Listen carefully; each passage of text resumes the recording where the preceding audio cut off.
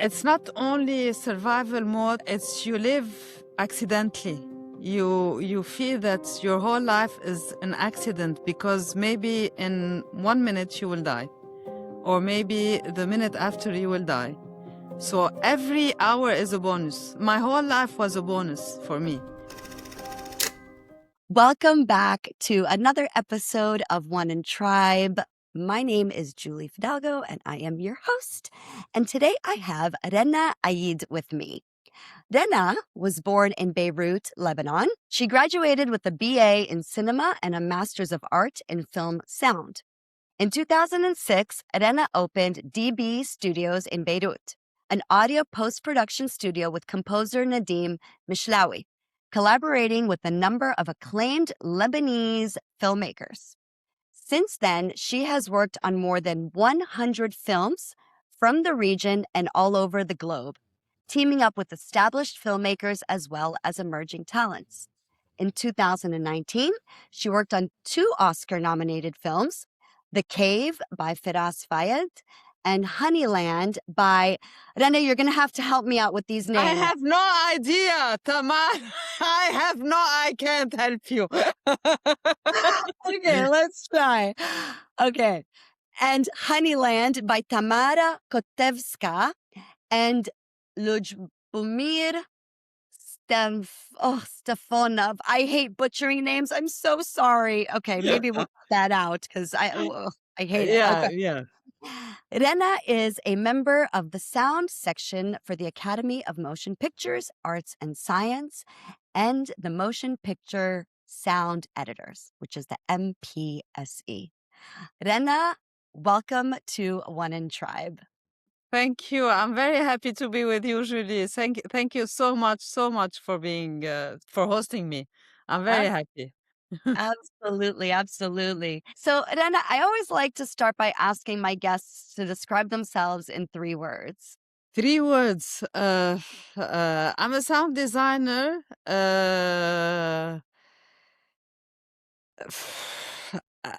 be very honest and very quick, I'm someone living in the Middle East and working in sound. That's who I am. And I'm a mom now. but mainly I'm a person living in the Middle East trying to work in sound. Okay. But so More far, than 3 words. It's more than 3 words. I'm sorry, Julie. well, I mean, I got sound designer, Yeah. Lebanese, and mother. Yeah. Exactly. Perfect. There you go. So I want to talk a little bit about Lebanon and the Lebanese people. I don't know if you know, but I'm actually like 5th generation Lebanese. And I've been blessed to go to Lebanon 20 years ago, but it was one of my favorite cities in the entire world.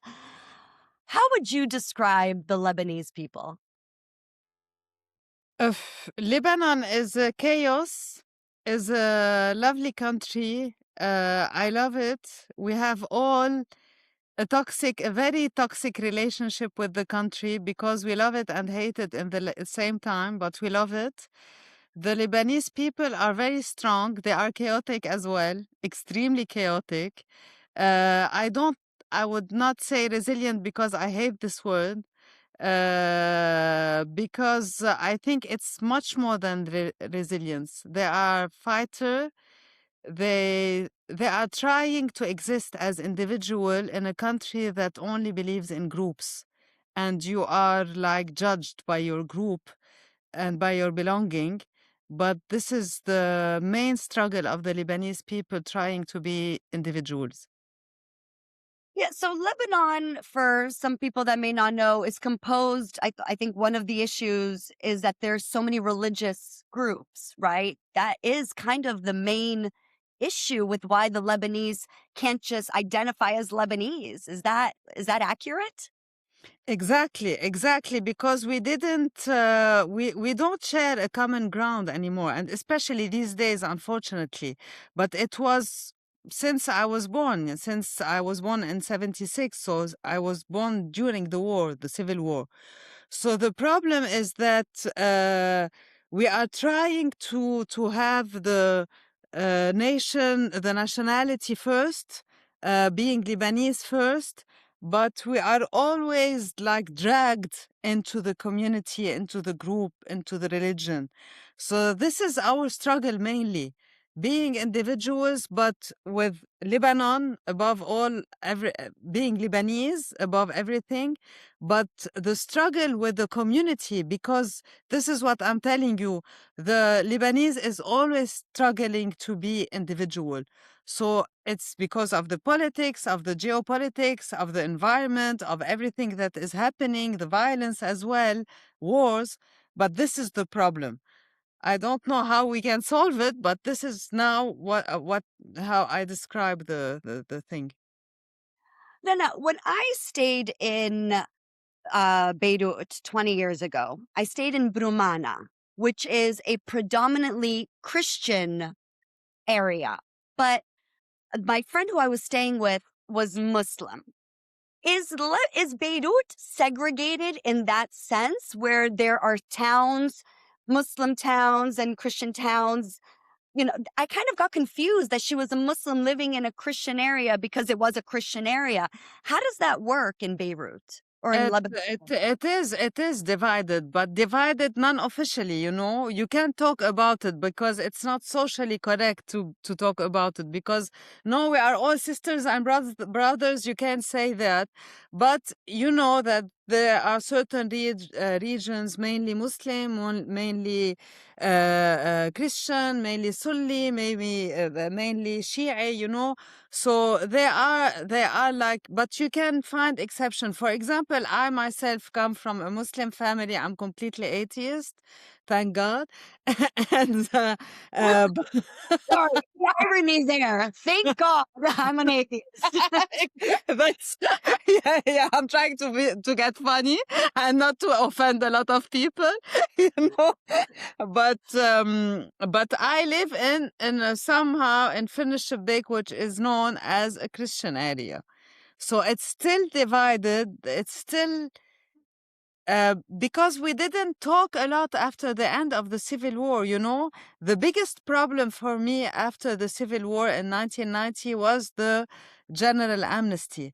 This this is what it's now cliche now, the word I'm going to use is the general amnesty. That please forget about everything we did to each other, and we didn't even talk about it. If we fight, we have to talk. There's bloods on the streets, so we have to talk about it. But we didn't talk about it enough. So we didn't solve the problem. We didn't really solve the problem between us. So without being official, every community is still together. And it's very strange when you feel for the mass that when someone outside the community is living in a different community. You know, it's always like they are very, why are you living there? Why don't you come back to our region? No, you know, so, but for myself, for example, what I decided is not to care about these boundaries. I'm very happy in my apartment. I love the area. It's close to the studio. I'm here, so I can't hear it anymore, you know. For me, I put the mute effect on it. I can't hear it anymore because it doesn't concern me. I decided throughout a lot of work on myself and therapy that I'm not a believer anymore. Yeah, it's so crazy to me. Like, because there are so many religious sects, right? I'm sure people don't go around saying, "Oh, what religion are you? Oh, I can't be your friend." Or, "What religion are you? Oh, I can be." Like, I imagine it's not like that. That on a, it is Sometimes, unfortunately. really. Yeah, sometimes. It doesn't, it's not an I can't be your friend, but it's like automatically you change your discourse. You change your attitude. You know, you change everything, everything. You know, you change your behavior. That's something, yes, that exists. One thing that's, you know, okay, this is kind of off topic, but I need to say this because I always say that there's so much conflict in the world, right? And sometimes I think if only an aliens would come down and we would be threatened by aliens. We can all come together with all our differences and now fight, whatever, against the aliens. And I think about Lebanon, where you do have external enemies. I don't know what the word is, like external forces, right, that threaten the country. But even with the external forces that are threatening the country, Lebanese can't come together as Lebanese. Because to make a very long story short, Julie, a very, very long story, because those exterior forces, the communities, because of geopolitics, without having like the conspiracy theory mind, but the way the Middle East was puzzled and the way the Middle East was constructed after Sykes-Picot, it was, we are always, a group is related to this section or to this community outside or to this community outside. So this is what we call proxy wars. So the wars that the countries are doing, the first world country, the so-called civilized countries, we have this mini war zone inside. Sometimes the war becomes very violent, so there's actual war. Sometimes it's a social unrest. Sometimes it's everyone is in his house. So unless we sit down and we decide that we are all going to be Lebanese citizen of this place, I'm even not very nationalistic, countries are not important, but human beings are more important. But what is exactly, if we assess that we are humans and there are a lot of common ground between us, and let us organize this place, Lebanon, that we are all living on in, and let's make it a state, and a real state that we can all live in quietly and growing and everything, because we have a lot of, it's a very rich country. It's a very rich country. We are always in movement. The Lebanese is always like in movement. Even when there's something, a war, it's always we're trying to find solution. If there's no electricity, we find generators. No generators, we bring batteries. So we have this energy in us. So unless we talk to each other as human beings, as individual, without the residues of Islam, Christianity, community, and the other countries behind it. Yeah. I wish there was just some Lebanese that had the courage to bring people together and just say, hey, put our differences aside. Let's all, it needs that one person, I think. But now, to be extremely honest, without being a party pooper, but I'm very pessimistic. I'm really very pessimistic about what's and for the future. I'm really pessimistic. I'm not seeing that the region in general, because to be honest, Sykes-Picot has ended. The division of Sykes-Picot has ended, and we don't know what's coming. So I'm really not very optimistic about what's happening. The most important thing for me now is that it's frightening, but I really think that the whole countries will cease to exist. I think they will. It will be maybe new countries will exist, more divided, maybe more divided into sections, unfortunately. But we have to be vigilant and to be not very depressed about it, and think that our brain is still there, and have a critical analysis about what's happening around us, try to embrace it and move on.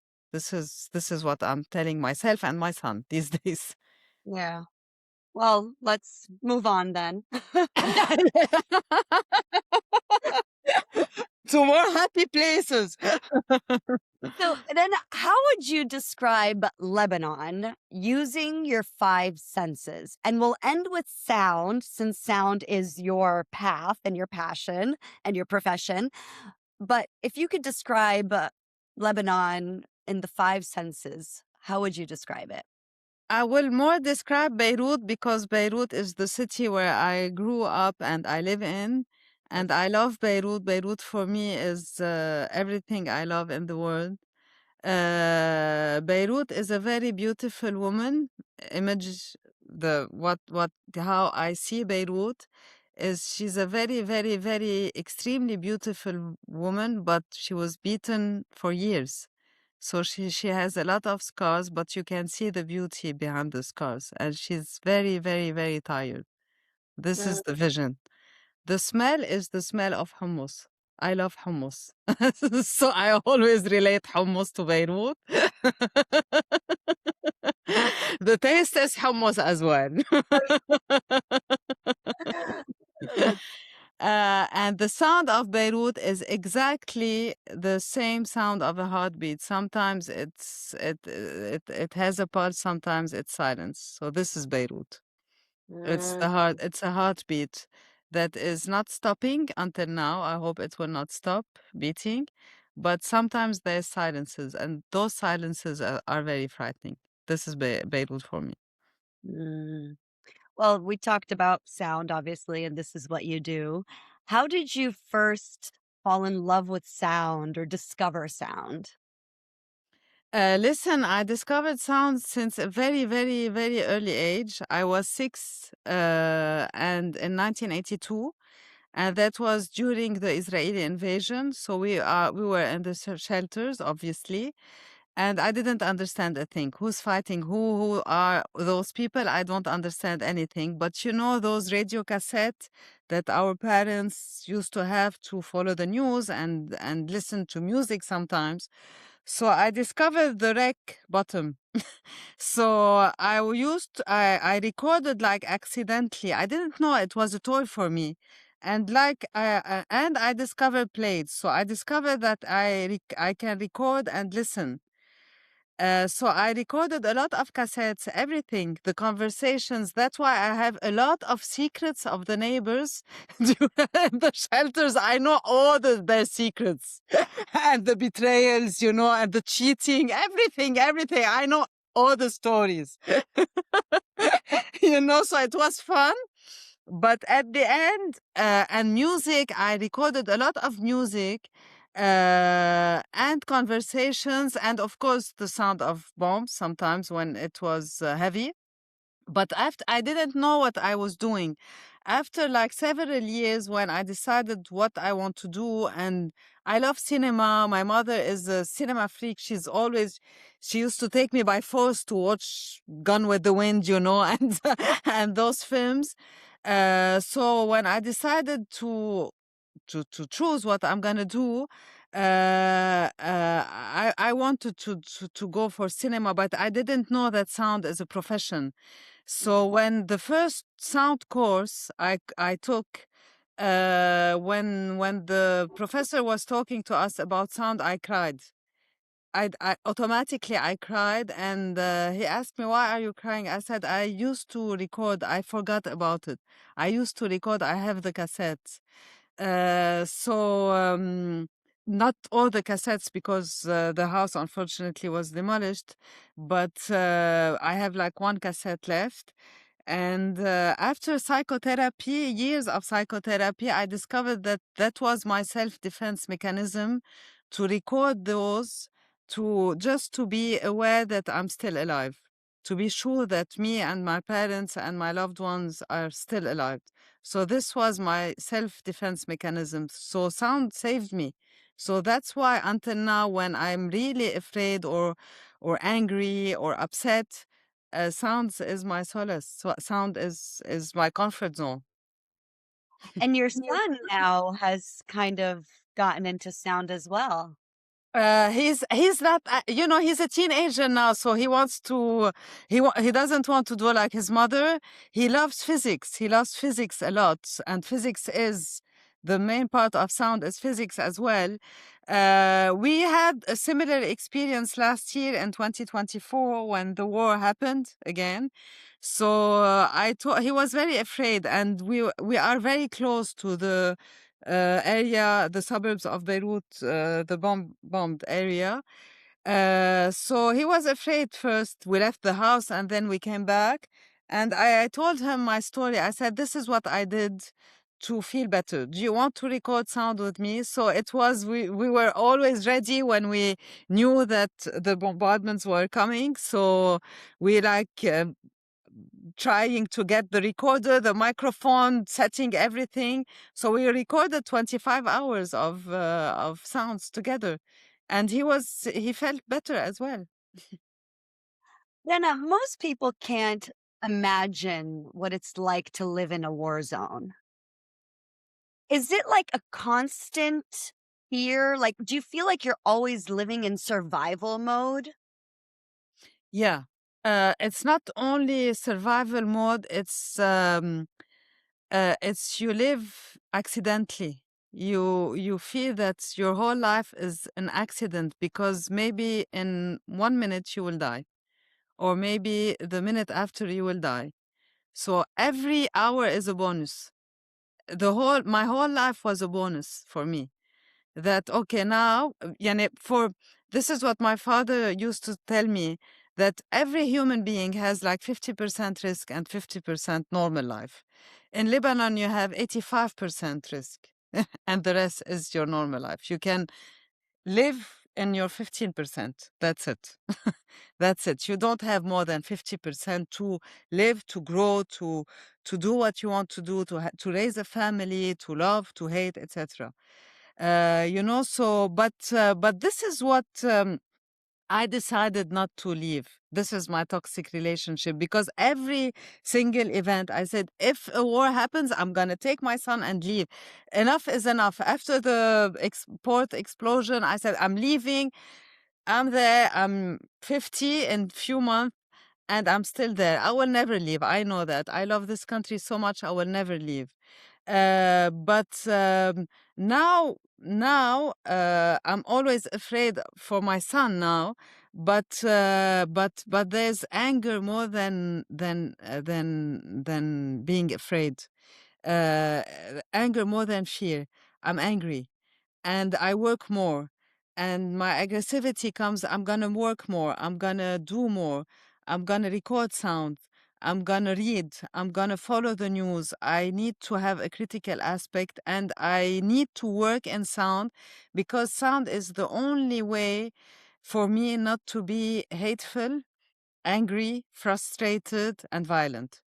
So really, sound is my comfort zone to function.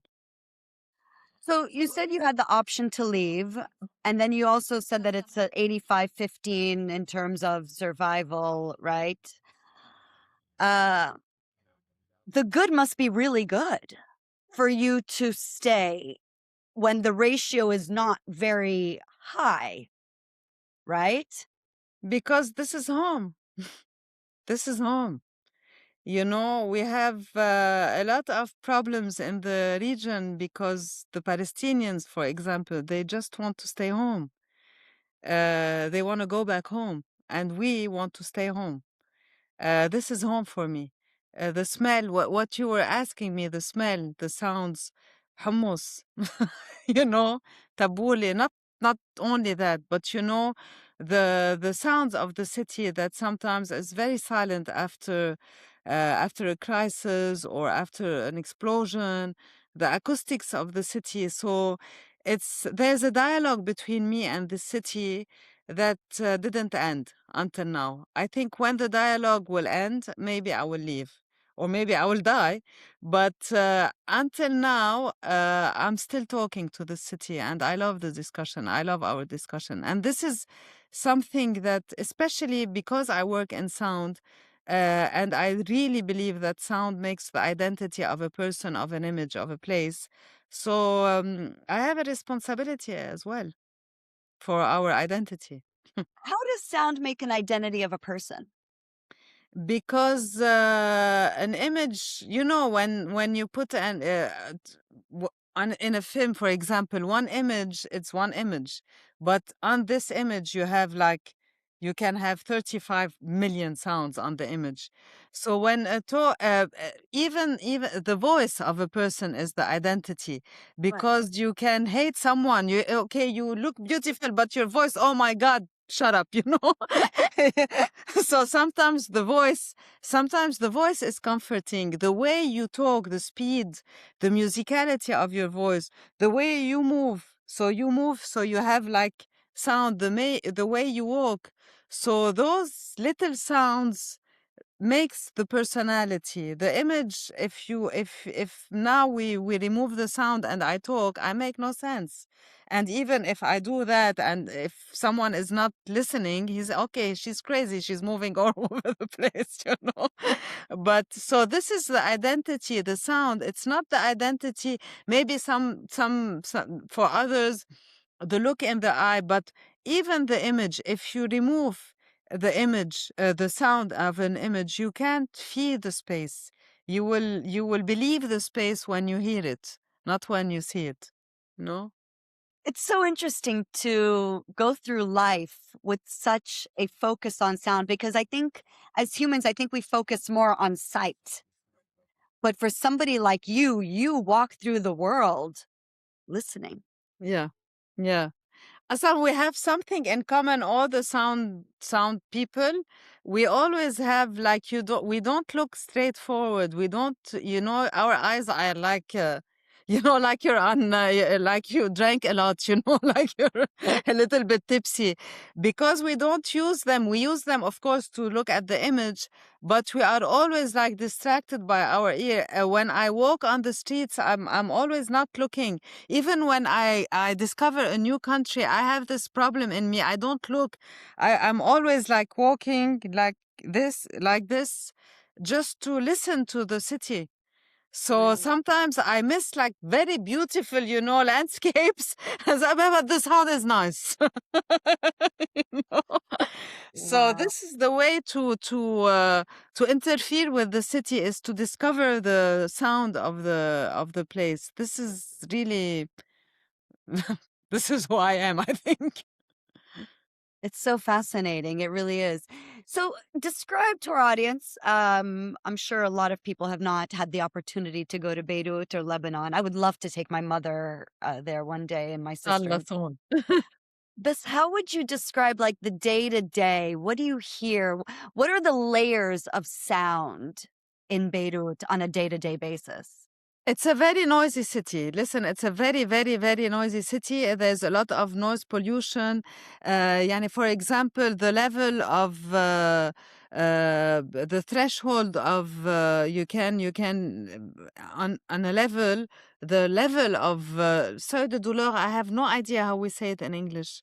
One The more time. threshold of pain. Yeah, the threshold of pain for an ear is 120 dB. Maximum.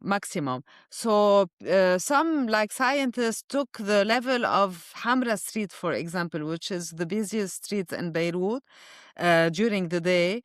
Sometimes it can reach 140 dB. So it's extremely loud and extremely noisy. But like I said, it's always modulating, and it's always fluctuating. Beirut, sometimes when there's a crisis, it's completely silent. Completely silent. Now, unfortunately, after 2019, since the crisis, the economical crisis, and everything that happened after, because the young generation, we have a lot of young people who left the country. So I feel that the city is a little bit less noisy, even during like rush hour. It's a little bit, not during Christmas because everybody comes back, or the, Eid or everything during the holidays. But now I feel that it's not the same sounds. It's not the same acoustic, and especially it's the reverberation of the city that changes. So every time the city is in crisis, it's another pulse. The pulse of the city is changing, it's always changing. But it's so dynamic I always say if you want to really, really do the sound ambience of Beirut and mix it, you cannot ever, because it's noisy, but it's very well. It has magic in it. The sound of Beirut is magical, really. Maybe that's why I love the city so much. It's a magical sound. Sometimes it's very noisy, it's very loud, but so interesting because the textures, the acoustics, the reflections, it's very the sounds are very colorful, you know. And how would when you say, well, I imagine the 140 decibels, right? 140 Yeah. decibels. I imagine it's like cars and honking and but how what are the sounds that you hear in Beirut? Like if you could describe what is making the sounds. For example, in Hamra Street, you have honking cars, loud people. We are a very, very loud bunch of people, generators, constructions. There's always a little somewhere, someone's constructing something, you know, always. Mainly generators these days, you know, you can hear in Hamra even the airplanes because the airport is really close, so you hear the airplanes, the rumble. There's a rumble in the city, electronic devices, because there's no urban planning in Beirut, so the reflection and even the architecture, the urban plan of the city. So even the building, it's not only visually, it's chaotic, but there's a lot of buildings, and you know, you don't know how the urban planning is made. So the sound is not only the source. For example, if you hear a construction site, is not only the source, it's reflected all over the walls and the buildings. So it has like chaos, it's more chaotic. So the sound is turning, turning, you know. So you are bombarded with sounds because it's reflected, because the acoustics is crazy, and this are the main sounds. Um this is all over Beirut. These are, and you know, those, because the road is not straight, so you have those car bumps that when the car is like you Yeah, yeah, know, yeah. passing on the streets. So yeah, you have sound that you cannot hear it, listen to it in another city. So the sounds that you described to me sound like you said noise pollution in the beginning. You love those sounds? Like, do the sounds of Beirut that could be noise pollution for some people, are those the sounds that you feel comfortable in because it's your home and this is the city that you love? I'm not going to lie to you. No, I don't like those sounds. So that's why I live more in the suburbs, because it's more calm, and the suburbs of Beirut, because I need, especially that I work like 10 hours a day, so I need to go back home and listen to calmness, you know. But what it's interesting for me, I cannot live in Hamra Street, for example. I can't in noisy city, in a noisy environment. I can't live there. And that was the main reason why I moved, because I didn't want to be in a noisy area. So I left to a suburb, more quiet area. I don't like it, but I like to record it when I need ambiances, you know, because there's always new ambiances. So I can't live in those very crowded, very noisy places, of course, because it's damaging to my ears as well. But this is the identity of my city, and it's changing. So I'm recording like constantly. So when you record, you forget about the noise pollution. You record like nice sounds. Mm. Speaking of nice sounds, I'm so happy you said that because that was where I was going. What are the beautiful sounds of Beirut? You know, the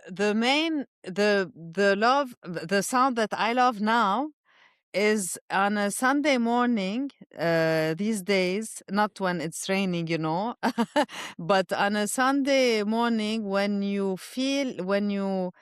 hear all, all the neighbors like preparing lunch or breakfast, you know, the kitchen stuff, you know, and small conversations and someone like practicing piano, those little bribes of life that are coming from everywhere. And you feel that the cars are passing because there's a small highway next to my house. So you feel it like wavy. It's not like noisy cars, like shh. And those little details, those small little micro details of sounds in a city, and those cars that is like punctuating the time. It's beautiful. I like it. I really like it. Okay, I really got a sense for that. Like the way you described it, I can picture it and I have an imagery in my head as well because obviously sound brings imagery, Yeah, obviously. Yeah. obviously. Yeah. In one of your interviews, you talked about how the sound of Beirut has changed over the years. Can you talk a little bit about how it's changed? Because the architectures changed, the urban planning changed. There are more and more buildings and more constructions. Uh, so there's at some point there were a lot of chaos, especially between 2006, after the war of 2006, 2007 until 2000 like 14. There were sound pollution. It was really very noisy. And after the crisis, after 2019, uh, because there was COVID, during COVID, really, it was a different, complete universe for me, different universe. And I felt really very strange because I felt very scared about the silence of Beirut. So I was, please, wake up, wake up. It's like, the city is dying. Wake up, wake up, wake up, wake up, wake up. Be noisy again. Be noisy. It's okay. And the amount of birds that we started hearing in Beirut, the amount of birds, I like birds, but those sounds during COVID was really a little bit annoying to me. Please shut up. I need human beings. I need to be around people. But I think they were happy and they can we took their environment as well. So the amount of birds in the city, you cannot imagine. I discovered how many birds we have in the city hiding. So we hear them from time to time when there's a lot of silence. But it's really the sound of the city follows always the political and the economical situation. It's always following because the behavior of the people, the wave, the pulse of the people, the movements of the people change. So for example, after the Beirut blast, it was completely empty, completely empty.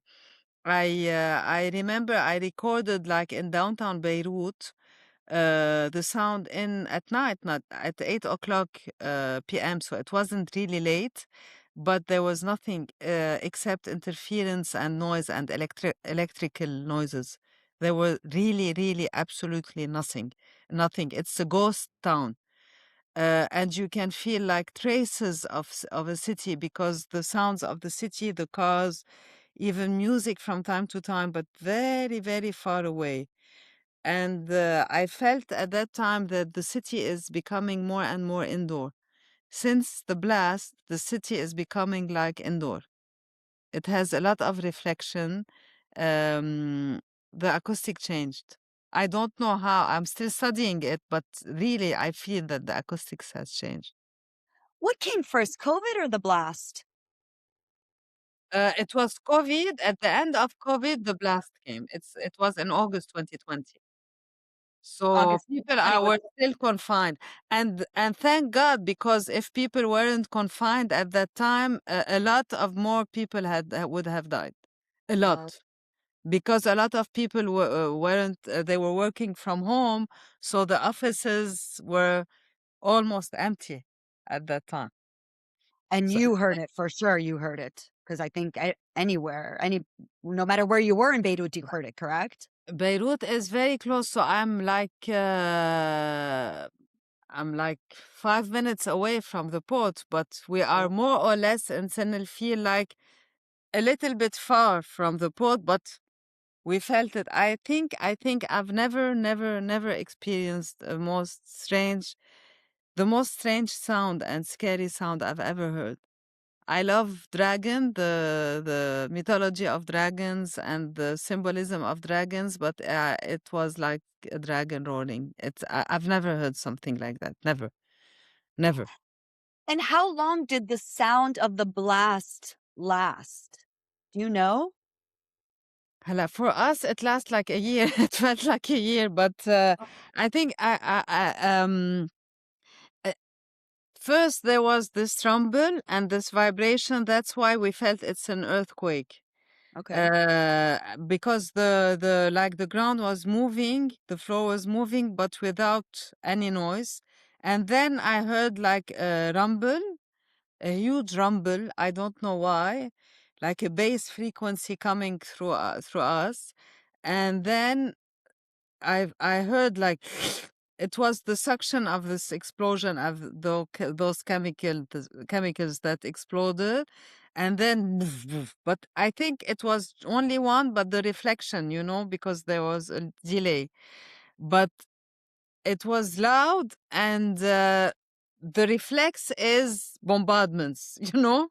Okay, we are being bombarded from planes, but and it takes like 3 seconds, but it feels like 3 years in your head. I realized I was in the office, and I realized that my son is at home with a babysitter, but he's alone without his mom or his dad, and he was like 10 at the time.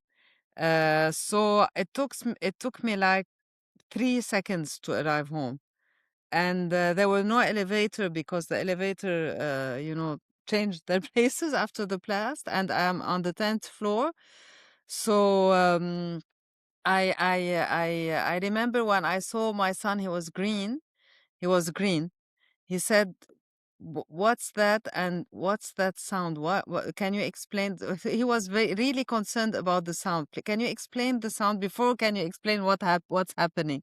Can you explain the sound and the pink, the pink like dust and everything? So it took until now. There's, like we said, there's the PTSD, the post-traumatic syndrome.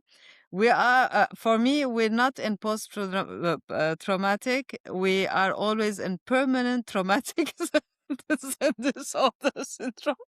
Because after the blast, we took like few months to realize what's happening, and to digest and to cry and to be depressed. And then another problem came, and then the war, and then so we are in permanent traumatic disorder syndrome. You can't catch a break. No. It's always something, but you're able to laugh through it. Like, how, this is a thing, right? Like, and going back to being in a war zone, you've lived through so many. I mean, we can probably count the amount of years that you have not lived through a war, that there hasn't been a war, more than how many years you have lived through a war. I mean, Yani, I can't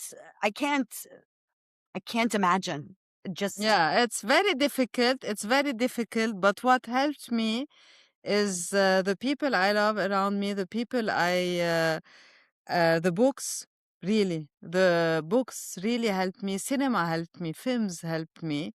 Mm. And I'm going to tell you something. That's why I don't like resilience.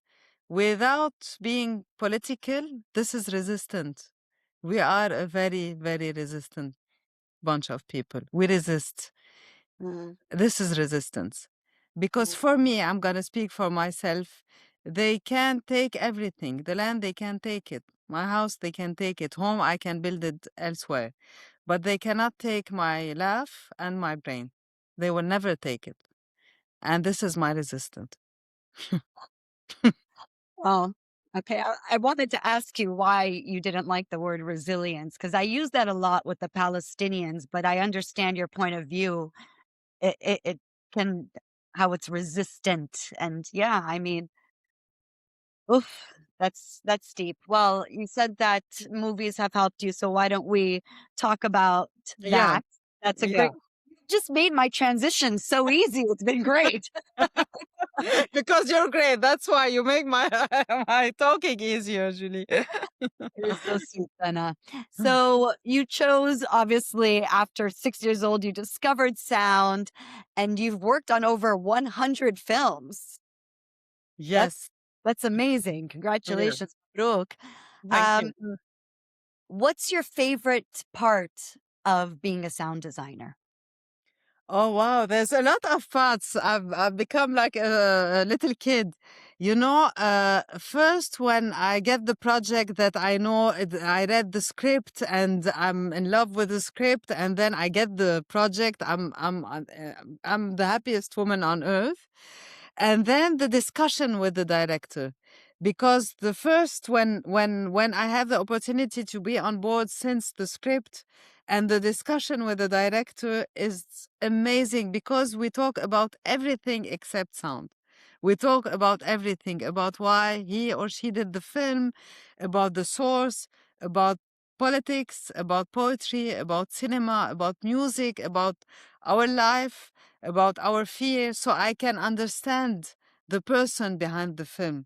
So I can understand how I can translate this person into sound. And then we talk about the point of view, so I can have a point of hearing. Because the director has a point of view and I will have the point of hearing. So we can talk. And I always send like sounds to the editorial department so they can try to play with the sound. So it's every part is very unique, and I love every. And then when I start playing with sounds and recording sounds and putting the layers on an empty session, it's amazing. It's amazing. But I'm gonna tell you a secret that after now I have 107 films. Until now, when I open my Pro Tools session and there's this white empty session, I always tell myself this time I'm not going to make it. Every time I take a film, the first day, I look at the blank Pro Tools session. I think I tell myself this time I'm not going to make it. Danny, you can't do it, or you're? What do you mean I'm you can't afraid do it? this imposter syndrome. Oh, It's becoming more and more throughout the years. You know that okay, this time I'm gonna fail. This is my last film. This is my every time. And now the crew, I have a team, an amazing team. They know now. I told that I always tell them this is my last film. Okay, Rana, you've been telling us this for 107 times. Go to your room and work. So every part of the job is really fascinating, and at the end when you finish everything and you listen to it mixed, and when it's a nice experience, because sometimes there are difficult experiences, but even the difficult experiences, when you finish and you feel that it's working, and the director is happy, the producers are happy, you feel that you every and after every film I gain in maturity and I understand more life, because it's more a collaboration with the director, with the producer, and with the team. The whole sound work is all about collaboration, and it's a learning experience, because the director always comes to this stage very tired. He had like to prepare, to write, to film, and sometimes he's disappointed. He's not happy, or he's very happy. He's overconfident. So my main really job is mainly psychological. How to talk with the director that is coming very tired with no money, usually, and he's or she's working on this cut for like month without sounds. So you come and you inject sound. So it's very violent. For first time director mainly, it's very very violent for them to feel they feel like they are oppressed. They are like someone took their baby away from them. So the way you talk to them, the way you comfort them, the way you said, okay, we can remove everything. We can remove everything. So, and the main thing I learned throughout the years is to remove my ego as well. Mm. That's so interesting that you always think it's your last one when it's such a huge identity of yours, right? You used it as your first word when I asked you to describe yourself in 3 words. So it's interesting that you have that thought. Why do you think that thought even goes through your mind? I think I'm working on it, to be honest. I think, but I'm always afraid of losing it. You know, when you love someone or something a lot, and you're always afraid that if you don't have it, what are you going to do? So Mm. it's a weird relationship, you know. Yeah, it's It's sometimes you want to quit before it quits on you. no, I will never quit. I will never. But Yani, that's the way that like it's a psychological thing where Maybe because Sound for me, Beirut is a woman, is a very nice woman, is my friend, and Sound is a friend. I don't know the gender of Sound, to be honest. Sometimes he's a woman, sometimes he's a man, but okay. I'm always like, I'm afraid of disappointing Sound, really. Oh wow. I'm Wow. always like, okay, I have to work on myself because, especially in all the domains, but especially in the cinema community, because we have those festivals and the glamour and the press, and the interviews, it's really very easy to have a big ego, to feel that you're a king or a queen. So you stop working on yourself. You stop making an effort that I'm a good sound designer. I know I'm a good sound designer. I don't have to work on myself. So I'm always like reminding myself that you still have to learn. You have a lot to learn. You have a lot to learn because it's really difficult not to fall into this, And Mm. especially there are not a lot of sound designers in Lebanon. As a sound audio post production facility, we are the only one. So it's very easy to have a very big ego. It's very easy. Mm. So sometimes I feel okay. It's a blank session. It's what you do. Don't disappoint the sound. So I think it's more this relationship between me and sound. Oh, I love sound. Yeah, I think I can tell that you love sound. It's so fascinating to speak with somebody that sees life and everything for you is sound. Yeah. And I mean, obviously, I love music. When they ask you, I'm sure, I don't know if you've been asked before, but like if you could either lose your sight or your hearing, for me, I would always say my hearing.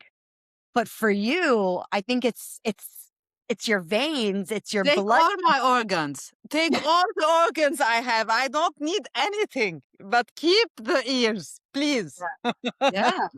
I don't want to walk. I don't want to have hands. Yes, I need to work, but no, of course, my ears, of Yeah. course.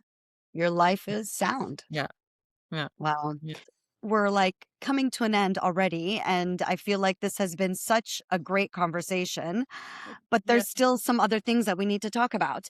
First of all, is Lebanon safe to visit? Yes. Yes, because there's always a way to quit if you want to quit. You will never be trapped in Lebanon. And even if you can't take the airport, you will go to a safe area. There's always a safe area, and in Lebanon there's always a way. We will find a way. The Uh, Lebanese will find a way to get you out. So come. I I believe you. And yes, I want to come so bad. Oh my gosh, I love it. Well, my sister the other day, because so I took my mom and my sister to the Middle East for the first time. And now my sister's like in love with the Middle East. We went to the Gulf. I haven't taken them to Jordan yet, but she's like, is Syria safe? And I'm like, I don't know about Syria. Lebanon, I'm like, I think Lebanon's okay, but Syria. So I don't, Yani, I don't know. I don't want to be If those. you want to wait until Lebanon is stable, you will never come. Good So point. do it. That's a very good point. Okay, I will keep that in mind. What are the top 3 things if someone were to visit Lebanon, top 3 things to do or see or hear in your case? Like, what is Uh, like yeah, Listen, I'm not very touristic, you know, those, no, go to Batroun or, I'm not going to say that, but I will advise in one word, like in one sentence, okay. go where the pulse of the city and the country is. Where the pulse is, where the real sounds are. Now, to be honest, I know it's not really safe, but think or go to the south of Lebanon because it's really, really, really, really suffering. So now the south of Lebanon is taking all my thought and all my love. So go to the south of Lebanon. But isn't the The south south of Lebanon needs us. yeah, but isn't the south of Lebanon also where all the conflict is happening? Yes, I don't go, but go. Oh, don't go, but go. You know, but think about, yani, I can't like say, like, go visit this, and there's a big part, a very important part of my country that is under fire until now. So I cannot really talk about any area without thinking about the people of the south and the south of Lebanon, which is, I hope someday it will be calm again, and it will be calm again because we all resist in our way. And it's a beautiful, beautiful place to be. Go to Sur. I will say go to Sur. Okay. Okay. And one thing, Elena, that we didn't talk about that I need to bring up is that sound installation that you did, because I want the audience to be able to hear your work. Obviously, they can watch any of the 107 films that you've sound designed for. But the sound installation, can you just briefly tell us when it was created, why you did it? And then I'm going to play a little bit for the audience so they can hear it. In fact, it was a composition of the 25 hours I took during the war with my son. So it was really a composition for Berlinale Film Festival, for the Berlinale Talents. I had a master class in sound at the time. And with the organizer, we felt that it's very important for me to talk about my experience about the sounds of Beirut. So I did like a composition of Beirut to talk about the layers and the change of the city, how the city have not only the bomb, the explosion, okay, we know that, but the relationship between the drones, the rumble of the airplane, the bombardments, and how the acoustics of the city change, and how the dogs and the rooster and the birds are all over. So it's like every single aspect of the city is trying to scream to exist. Mm, So it was like composition of screaming of every single details in a indoor environment. I felt like I told you that the whole city became indoor. It's mm, like a dome. We were under a dome, and the drone was like orchestrating. What was interesting soundly in this war that the this war and the, you know, the drone, the bombardments, the airplane orchestrated the sounds of the city. So we were all like having discussions, or our voices and our sounds were trying to be within those sounds, because this is the constant sound we have, and try to make sounds and noises in between those sounds. So how to orchestrate a city during war.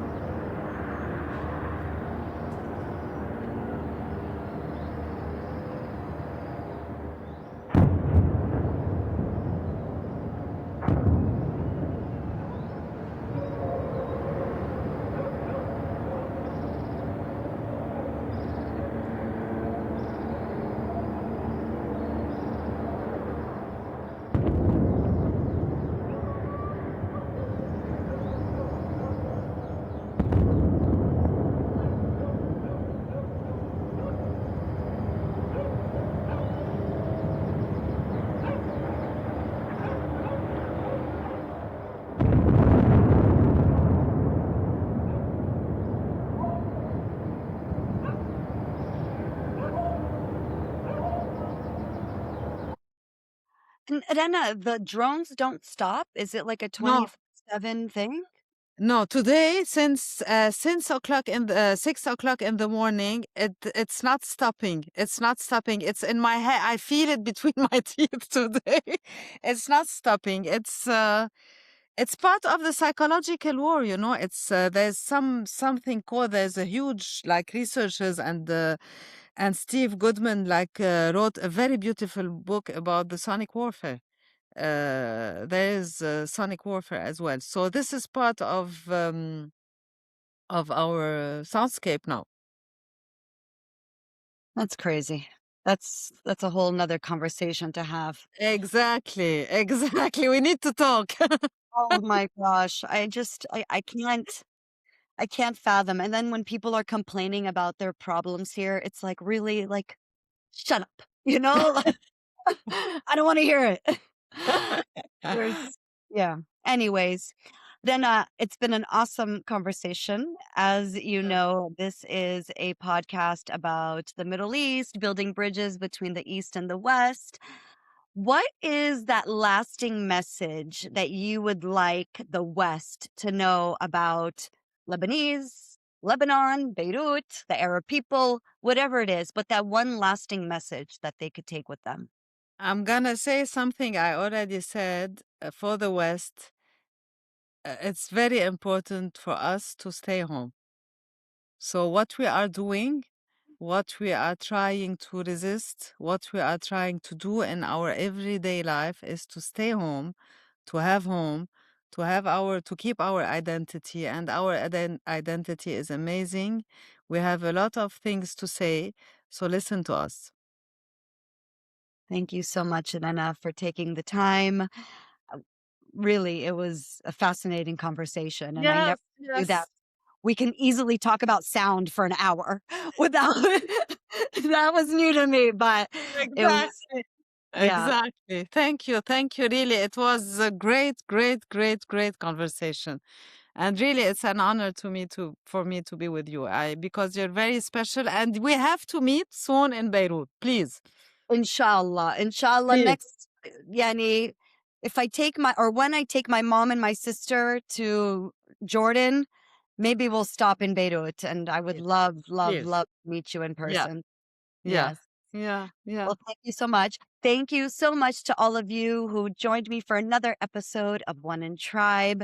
It really means so much to me. I am so grateful to every single one of you that support me in any way, whether you watch the full episode or my shorts and you comment and you review and you share, whatever it is. But there's so much you can do. Please don't forget to subscribe to the channel, and we'll see you next time. Bye.